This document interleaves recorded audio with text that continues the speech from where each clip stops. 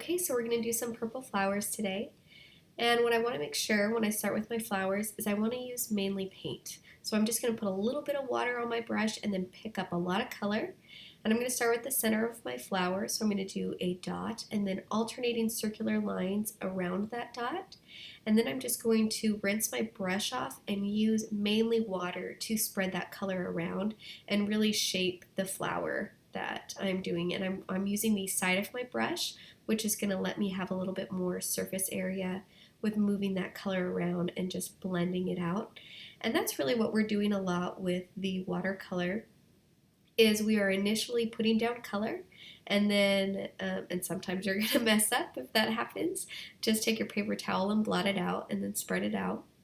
And we're just going to repeat that pattern around. So we're going to do alternating lines. We don't want them on top of each other because then that's going to flatten our flower. And from the side, we just don't go all the way around the center of the flower. We just go kind of do it more towards the bottom and have a little bit of alternating lines at the top of the dot, but not too many because we want it to look like it's coming from the side. Now, don't be afraid with watercolor to go back and spread a little bit of color out, and you can always go back in and drop in some color. Now with these leaves, I kind of like to sketch them out and then fill them in, and I like them because they're nice and big, which means that I can really play with texture and color here. So I'm going to drop a little bit of the daffodil yellow that I have in here, and I'm going to draw out another one. And the nice thing too with watercolor, when you're kind of drawing something out, it's a good idea to use a lighter wash because you can always go back in and drop in a little bit more color.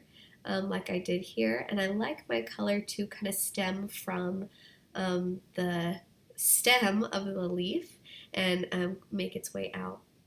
Now when you do your flowers and you do your initial lines with color, you want to make sure the pressure on your brush is really light, and that is how you're going to get those really fine lines with the flower. And then when you want to spread out for the petals, you're going to use the side of your brush. And that way you can get some really nice thicker lines, and you can go a little bit harder on the pressure for that when you're spreading out for those petals.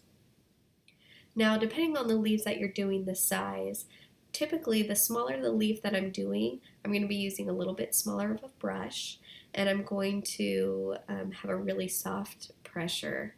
And then if it's a little bit bigger, then I'm not too worried about making those super thin lines because they're going to be a little bit thicker because they're larger leaves. And you're going to see the same thing here, just really soft pressure going back and forth. You can drop in a little bit of color after. And what I just did there, that flower, I call that my squiggle flower. It's super easy. All you're going to do essentially is you're going to do a little squiggle and then use the side of your brush to just spread out the color, which is almost the same thing as the first few flowers. Except for the first few flowers, I really made sure to have a darker concentrated center that was circular. And the biggest thing that I've learned with doing these bouquets is we want variation.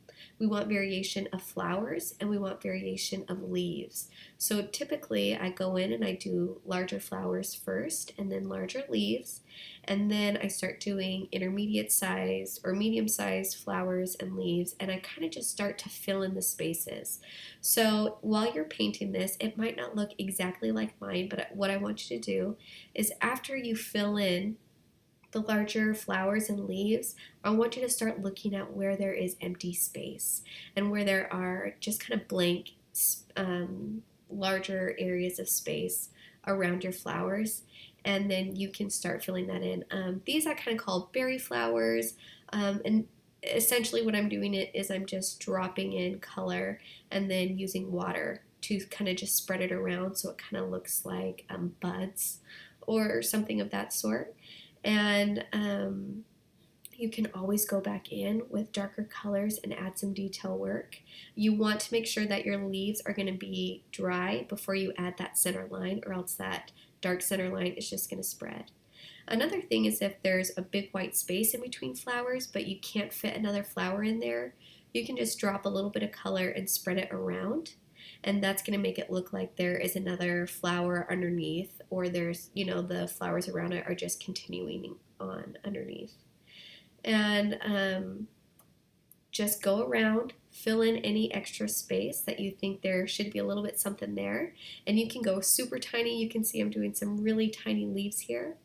And it's done when you look at it and you're like, you know what, I just don't think I can put any more flowers in here.